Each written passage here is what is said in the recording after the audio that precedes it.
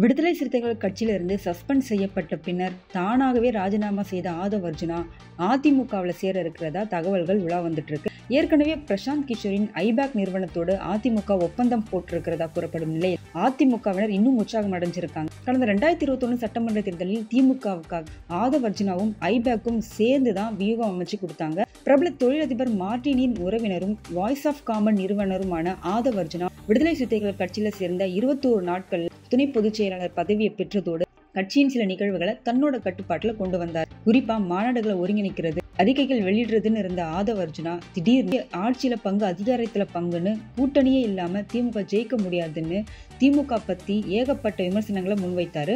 அந்த கூட்டணியில இருந்துகிட்டே திமுகவை பத்தி ரொம்ப தைரியமா ஆதவ் அர்ஜுனா பேசினது ரொம்ப பரபரப்பை ஏற்படுத்தி இருந்தது.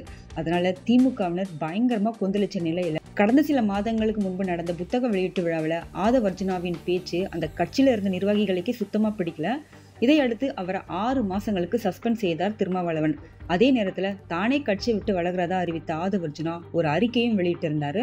கட்சியில துணை பொதுச் செயலாளர் பதவி அப்படி இல்லைன்னா பொருளாளர் பதவியை ஆதவ் அர்ஜுனா கேட்டிருக்கதா சொல்லப்படுது. ஆனா ஆதவ் அர்ஜுனாவை கட்சியில் சேர்க்க வேண்டாம் விஜய்க்கு அறிவுரை சொன்னதா கூறப்படல. அது தொடர்பாக எழுந்த அறிவிப்பு வெளியாகவே இல்லை. இந்த நிலையில தற்போது வெளியாகி இருக்கும் புதிய தகவல் அதிமுக பயங்கர உற்சாகத்தை கொடுத்திருக்கு. அதாவது அதிமுகவில் ஆதவ் அர்ஜுனா சேர பேச்சுவார்த்தை நடத்தி வந்த நிலையில பழனிசாமி சம்மதம் தெரிவிச்சிருக்கிறதாகவும் அவர் அதிமுகவில் இணையலாம் அப்படின்னு சீனியர்கள் சொல்றாங்க. அதிமுகவுக்கு பல வியூக நிபுணர்கள் வேலை செய்துட்டு இருக்காங்க. ஆனா அது பெரிய அளவுல ஒர்க் அவுட் ஆகல. விடுதலை சிறுத்தைகள் கட்சியில் இணைந்த ஆதவ் அர்ஜுனா அந்த கட்சியை ஊடக வெளிச்சத்துக்கு கொண்டு போனார் அப்படின்னு தான் சொல்லணும். குறிப்பா மது ஒழிப்பு மாநாடு, ஆட்சி அதிகாரத்துல பங்குன்னு ஆதவ் அர்ஜுனாவோட செயல்பாடுகள் அந்த கட்சியில ரொம்பவே சிறப்பா இருந்தது. ஆனா அவருக்கு அவரோட கட்சி நிர்வாகிகள் திரும்பினதால வேற வழி இல்லாம அவர் கட்சியில இருந்து சூழ்நிலை ஏற்பட்டது. இதுக்கப்புறம் ஆதவ் அர்ஜுனா என்ன பண்ண போறாரு அப்படிங்கிற எதிர்பார்ப்பு நிலவி இருந்த நிலையில அதிமுக கூட அவர் பேச்சுவார்த்தை நடத்தியிருக்காரு. அதுல சுமூகமான உடன்பாடு ஏற்பட்டிருக்க நிலையில துணை கொள்கை பரப்பு செயலாளர் பதவி ஆதவ் அர்ஜுனாவுக்கு வழங்கப்பட இருக்கு. கூடிய சீக்கிரம் அது தொடர்பான அறிவிப்பு வெளியாகலாம் அப்படின்னு சீனியர்கள் சொல்லிட்டு இருக்காங்க. ஏற்கனவே அதிமுக கூட பிரசாந்த் கிஷோரின் ஐபேக் நிறுவனம் ஒப்பந்தம் போட்டிருக்காங்க.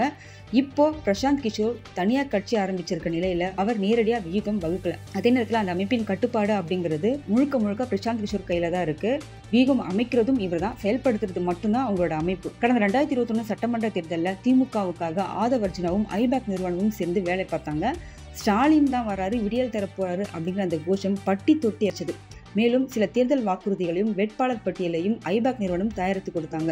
இப்போ திமுகவுக்கு எதிராக மக்கள் கொந்தளிப்புல இருக்கும் நிலையில ஐபேக் நிறுவனமும் ஆதவ் அர்ஜுனாவும் அதிமுகவுக்கு வீகம் வகுத்து கொடுத்தா கண்டிப்பா வெற்றி வாய்ப்பு அதிமுகவுக்கு ரொம்ப பிரகாசமா இருக்கும்னு அதிமுக தரப்பினர் ரொம்ப உற்சாகத்துல இருக்காங்களாம். பார்க்கலாம் அப்படியாவது எடப்பாடி பழனிசாமிக்கு இந்த தேர்தல்ல வெற்றி கிடைக்குதா அப்படின்னு.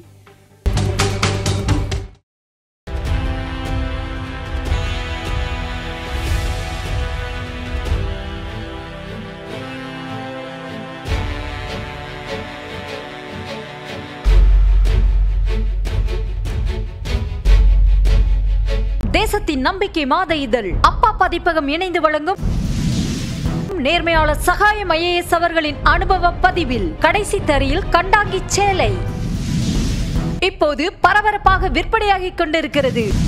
புத்தகத்திற்கு உடனே அழையுங்கள் 701002 9823 9315077173 மற்றும் 8925917667. கடைசி தரியில் கண்டாங்கி சேலை.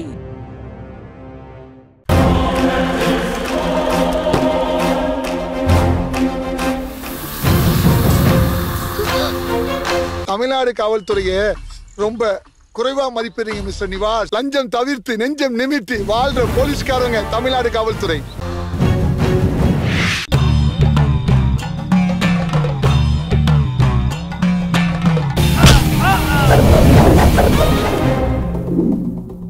நேற்று நான் இன்று நீ திகில் கிளப்பும் அதிரடி ஆக்ஷன் திரைப்படம் OTT+ ஒளிபரப்பாகிக் கொண்டிருக்கிறது. காணத் தவறாதீர்கள்.